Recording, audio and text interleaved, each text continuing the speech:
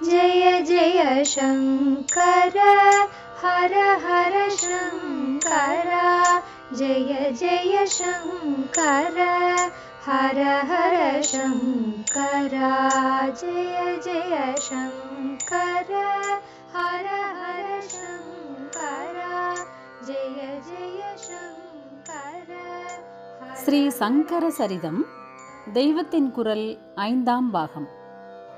பெற்றோரான புண்ணியசாலிகள். மலையாளத்தில் மலபார் என்று சொல்லப்பட்ட பகுதியில் ஆல்வாய் ரயில்வே ஸ்டேஷனுக்கு கிட்டே இருப்பது காலடி கிராமம். திருச்சூருக்கு தென்கிழக்கில் 30 மைல். அங்கே ஓடுகிற நதிக்கும் ஆல்வாய் என்றே பெயர். பெரியாறு என்பதும் அதுதான்.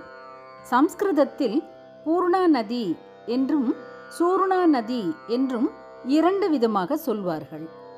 அந்த கிராமத்தில் நல்ல ஆச்சாரம், படிப்பு, செல்வ வசதி எல்லாம் வாய்ந்த பிராமண குடும்பத்தில் பிறந்தவர் சிவகுரு. வித்யாதி ராஜா என்பவருடைய ஏகபுத்திரர் அவர். பேருக்கு ஏற்ற மாதிரி வித்யாதிராஜர் எல்லா சாஸ்திரங்களும் அறிந்தவராயிருந்தார். சிவாவதாரத்தின் அப்பா பேர் சிவகுரு என்று பொருத்தமாக அமைந்தது போலவே சர்வஜ்ஞ பீடம் ஏறப்போகிறவரின் தாத்தா பேர் வித்யாதிராஜர் என்று இருக்கிறது. வித்யை, அனுஷ்டானம் ஆகியவற்றோடு சொத்து சுதந்திரங்களும் நிறைய பெற்றிருந்த குடும்பம் அது. பொதுவாகவே மலையாளத்தில் எவருக்கும் சுபிக்ஷத்திற்கு குறைச்சல் இல்லை. அங்கே ஒவ்வொரு வீடும் ஒரு பெரிய தோப்பு, காவு என்று சொல்வார்கள்.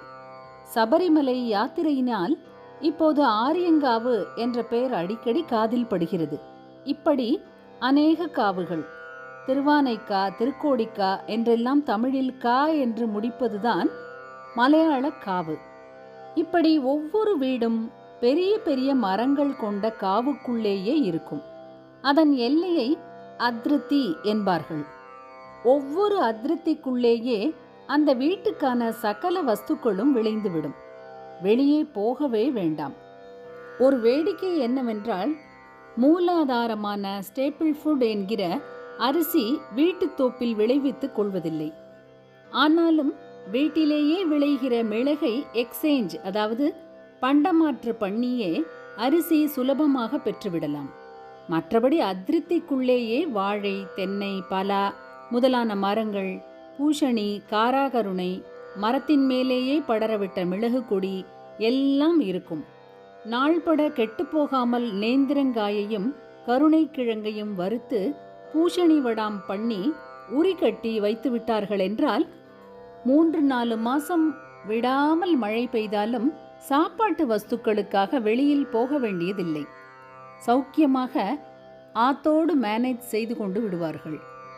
அலையாமல் தெரியாமல் இப்படி வீட்டிலேயே இருந்து கொண்டிருக்கலாம் என்றால் நன்றாக அத்தியன அனுஷ்டானங்கள் செய்து வரலாம் தானே. இந்த மாதிரி எல்லாவித சௌகரியமும் பெற்று ஆரியாம்பா என்ற உத்தம ஸ்திரீயை கல்யாணம் பண்ணிக்கொண்டு சிவகுரு என்ற சத்பிராமணர் இருந்து வந்தார். அவர் கைப்பள்ளி மனாவை சேர்ந்தவர் என்றும் அந்த அம்மாள் மேல்பாழூர் மனா என்பதை சேர்ந்தவள் என்றும் அந்த பக்கங்களில் சொல்கிறார்கள். எர்ணாகுளத்திலிருந்து கொல்லம் போகிற வழியில் மேல்பாழூர் மனை என்று இப்போதும் இருக்கிறது. அந்த தம்பதி 2 பேரும் ஈஸ்வர பக்தி நிரம்ப உடையவர்கள். நல்ல சீலத்தோடும் ஆச்சாரத்தோடும் வாழ்க்கை நடத்தி வந்தார்கள். அவர்களுக்கு எல்லாம் இருந்தும் பெரிய குறையாக புத்திரபாகியம் மட்டும் இல்லாமல் இருந்தது. இப்படி இருந்தால்தானே அவர்கள் அவதாரம் ஏற்படுவதற்கு தேவையான 2வது பெட்டிஷனை கொடுக்க முடியும். அதை தொடர்ந்து அவதாரமும் ஏற்பட முடியும். திருச்சூரில் வேண்டுதல். க்ஷேத்திர சிறப்பு. சத்புத்திரன் பிறக்க வேண்டும் என்பதற்காக அந்த 2 பேரும் திருச்சூருக்கு போய் சுவாமிக்கு பிரார்த்தனை செய்து கொண்டு பஜனம் இருக்கலானார்கள். திருச்சூர் விருஷாச்சலம் என்று பெயர் பெற்ற மகா சிவக்ஷேத்திரம். விருஷம் என்றாலே நந்திகேஸ்வரர். ரிஷபம் என்பதும் விருஷம் என்பதும் ஒன்றேதான். விருஷபாரூடரான சுவாமி நந்தி ஒரு மலை ரூபத்தில் இருக்கும் இங்கு மலைக்கு மேலே வீற்று கொண்டிருக்கிறார். நந்தி பெரிய ரிஷப ரூபத்திலும் அந்த கோயிலில் இருக்கிறார். மலையாளத்தில் உள்ள சிவாலயங்களில் மிகவும் முக்கியமானதும் பெரியதும் திருச்சூர் ஆலயம்தான். ஊருக்கே நடுநாயகமாக அது அமைந்திருக்கிறது. பெரிய மைதானத்துக்கு மத்தியில் பிரம்மாண்டமான மதில்களோடு உள்ள கோயில். பிற்பாடு மைதானமாகிவிட்டாலும் ஆதியில் இந்த இடமும் ஒரு காவுவாகத்தான் இருந்திருக்கிறது. ஒரே தேக்கு மரமாக அங்கே இருந்திருக்கிறது. இப்போதும் அந்த இடத்திற்கு தேக்கிங்காடு என்று பெயர் ஒட்டி கொண்டிருக்கிறது. ரிஷபமலை என்பதும் மலை என்று சருகலாக ஏறி போகிற மாதிரி தெரியாது. மண்ணை வெட்டி கொட்டி சமமாக செய்தார் போல அங்கே விருத்தாகாரமாக, அதாவது வட்ட வடிவமாக பூமி அமைந்திருக்கும். வடக்குநாதர் என்று ஜனங்கள் சொல்கிற விருஷாலேஸ்வரர் ஸ்ரீகோயில் என்று மலையாளத்தில் சொல்லப்படும் பிரதானமான சந்நிதியில் இருப்பார். அந்த தேசத்தில் சதுரமாக சந்நிதி அமைத்து ஒன்றுக்கு மேல் ஒன்று அடுக்கு கூரைகளாக ஓடு வேய்ந்து கோவில் கட்டுவது சகஜமாய் இருந்தாலும் இந்த சந்நிதி வட்டமாக கட்டப்பட்டு குடை போன்ற ஒரே தள கூரையுடன் இருக்கிறது. இந்த கோயிலிலேயே சங்கர நாராயணருக்கும் ஸ்ரீராமருக்கும் ஸ்ரீகோயில்கள் இருக்கின்றன. இவற்றில் சங்கர நாராயணர் சந்நிதியும் விருத்தாகாரமானது, அதாவது வட்டமானது. ஆனால் அது 2 தளம் கொண்டது. ராமர் சந்நிதியோ இரட்டை தளத்துடன் சதுரமாக இருக்கிறது. சிவன் கோவிலில் இப்படி விஷ்ணு சம்பந்தமான சந்நிதிகள் இருப்பது கேரளத்தில் சகஜமே. இது ஆச்சாரியால் நிலைநாட்டிய தர்சனாத்வைதத்துக்கு, சமய சமரசத்துக்கு ஏற்றதாக இருக்கிறது. நாராயண ஸ்மரணத்துடனேயே காரியங்களை செய்து வந்த சங்கரரின் அவதாரத்திற்காக வேண்டிக் கொண்ட கோயிலில் சங்கர நாராயணர் இருப்பதும் பொருத்தம்தானே. சுவாமி சந்நிதிக்கு பின்பக்கம் அம்பாள் சந்நிதி, பார்வதி என்றே பெயர். அது தாருமூர்த்தி, அதாவது மரத்தாலான திருவுருவம். மத சம்பந்தமான நாட்டிய நாடகங்கள் நடத்துவதற்கென்றே மலையாள கோயில்களில் கூத்தம்பலம் என்ற மண்டபங்கள் உண்டு. திருச்சூர் கூத்தம்பலம்தான் அவற்றில் ரொம்பவும் புகழ் படைத்தது. மர வேலைப்பாடு மிக்கதாக அது இருக்கிறது. திருச்சூர் என்றவுடன் திருச்சூர் பூரம் என்பதாக ஏகப்பட்ட யானைகளில் அநேக தெய்வ மூர்த்தங்கள் எதிரும் புதிருமாக அணிவகுத்து நிற்கும் உற்சவம் நினைவுக்கு வரலாம். ஆனால் அதற்கும் திருச்சூர் விருஷாச்சலேஸ்வரருக்கும் சம்பந்தம் இல்லை என்றால் ஆச்சரியமாய் இருக்கும்.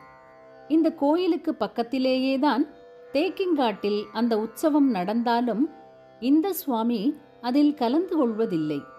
அண்டைப்புற கோவில்களிலிருந்து வரும் அம்பாள்கள்தான் பூர விழாவில் கலந்து கொள்வது. இந்த கோவிலுக்கு கிழக்கே பார்மேகாவு பகவதி கோயில் இருக்கிறது. வடக்கே திருவம்பாடி கிருஷ்ணன் கோயிலிலும் ஒரு பகவதி இருக்கிறாள். இந்த 2 பகவதிகள் ஆளுக்கு ஒரு யானை கோஷ்டியுடன் பவனி வந்து நடப்பதுதான் பூர உற்சவம். அந்த யானைகள் விருஷாச்சலேஸ்வரர் பிரகாரத்துக்குள் நுழைந்து பிரதட்சிணம் பண்ணிக்கொண்டுதான் வெளியில் உள்ள உற்சவ பூமிக்கு வரும். சுவாமி உற்சவமூர்த்தியாக போய் அதில் கலந்து கொள்வதில்லை. சிவராத்திரி உற்சவம்தான் அவருக்கு உண்டு. ரொம்ப விமரிசையாக நடக்கும். அப்போதும் கூட உற்சவமூர்த்தி வெளியே வீதி உலா போவதென்பது கிடையாது.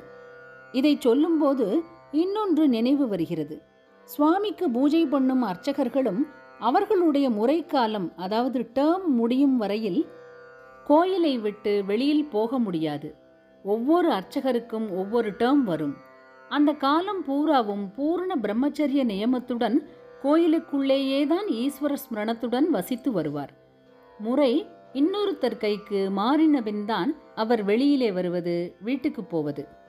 இம்மாதிரி ஆச்சார நியமம்தான் மலையாளத்து கோயில்களில் சாநித்தியத்தை நன்றாக காப்பாற்றி வருகிறது. திருச்சூர் கோயிலில் ஒரு விசேஷம், அங்கே மகாலிங்கத்துக்கு எப்பொழுதும் சுத்தமான பசு நெய்யால் அபிஷேகம் பண்ணிக்கொண்டே இருப்பது. இப்படி 1000-10000 வருஷமாக பண்ணி லிங்கமே தெரியாமல் ஒரே நெய்ப்பாறையாகத்தான் கர்ப்பகிரகத்துக்குள் தெரியும். நல்ல வெயில் காலத்திலும் கிட்டத்திலேயே நிறைய தீபங்கள் எரிந்து கொண்டிருக்கும் போதிலும் நெய் உருகுவதில்லை. ஹிமாலயத்தில் சுற்றிலும் பனிப்பாறைகளுக்கு நடுவில் வாசம் செய்யும் சுவாமி இங்கே நெய்ப்பாறையில் அப்படியே புதைந்து வாசம் பண்ணணும் என்று தீர்மானம் செய்து கொண்டிருப்பார் போல் இருக்கிறது. பனிமலைக்கு பதில் நெய்மலை. இன்னொரு ஆச்சரியம், இத்தனை நெய் குன்றாக குவிந்திருந்தும் ஒரு ஈ, ஒரு எறும்பு அங்கே பார்க்க முடியாது. மலையாள தேசத்தில் ஆயுர்வேத சிகிச்சை நிறைய நடக்கிறதல்லவா? அதில் பலவித ரோகங்களுக்கு புராதன கிருதம் என்பதான பழம் நெய்யை மருந்து சரக்காக சொல்லியிருக்கிறது. திருச்சூர் கோயிலில் 1000 வருஷத்துக்கு முற்பட்ட நெய் கூட கிடைப்பதால் மலையாள வைத்தியர்கள் அங்கே போய்தான் புராதன கிருதம் வாங்கிக் கொள்கிறார்கள்.